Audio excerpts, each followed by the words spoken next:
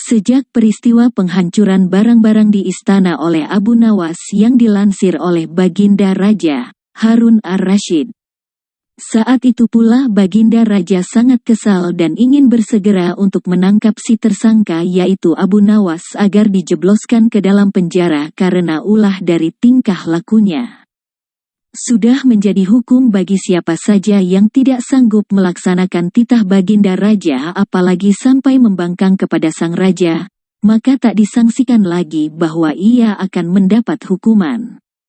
Baginda Raja pun tahu bahwa Nawas amat begitu takut kepada beruang. Suatu hari Baginda Raja memerintahkan prajuritnya untuk menjemput Abu Nawas agar bergabung dengan rombongan Baginda Raja Harun ar-Rasyid berburu beruang. Abu Nawas merasa takut dan gemetar, tetapi ia tidak berani menolak perintah dari Baginda Raja tersebut. Dalam perjalanan menuju ke hutan, tiba-tiba cuaca yang cerah berubah menjadi mendung beraroma kegelapan. Seketika Baginda Raja langsung memanggil Abu Nawas. Dengan penuh takzim dan rasa hormat, Abu Nawas pun mendekati Baginda Raja. "Tahukah mengapa engkau aku panggil?" tanya Baginda Raja Harun ar-Rasyid tanpa sedikit pun senyum di wajahnya. "Ampun tuanku, hamba belum tahu," jawab Abu Nawas dengan polosnya. "Kau pasti tahu bahwa sebentar lagi akan turun hujan. Hutan masih jauh dari sini. Kau kuberi kuda yang lamban. Sedang, aku dan pengawal-pengawalku akan menunggangi kuda yang cepat. Nanti pada waktu makan siang kita berkumpul di tempat peristirahatanku. Bila hujan turun kita harus menghindarinya dengan cara kita masing-masing agar pakaian kita tetap kering. Sekarang mari kita berpencar," Baginda Raja menjelaskan. Kemudian Baginda Raja dan rombongan mulai bergerak dan berpencar. Abu Nawas kini tahu Baginda Raja Harun ar-Rasyid akan menjebaknya. Lalu ia harus mencari akal, ia pun memutar otak cerdiknya. Dan ketika Abu Nawas sedang berpikir, tiba-tiba hujan pun turun. Begitu hujan turun, Baginda Raja beserta rombongannya bersegera memacu kuda mereka masing-masing untuk mencapai tempat perlindungan yang terdekat. Tetapi karena derasnya hujan, Baginda Raja dan para pengawalnya basah kuyup. Ketika waktu makan siang tiba, Baginda Raja bersegera menuju tempat peristirahatan. Belum sempat baju Baginda Raja dan para pengawalnya kering, Abu Nawas datang dengan menunggang kuda yang amat lamban.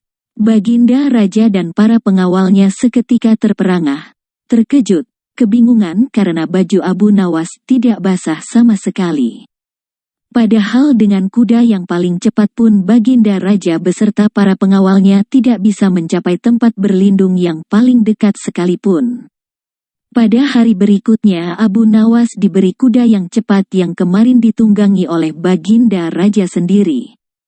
Kini Baginda Raja Harun ar-Rasyid dan para pengawal-pengawalnya menunggangi kuda-kuda yang lamban.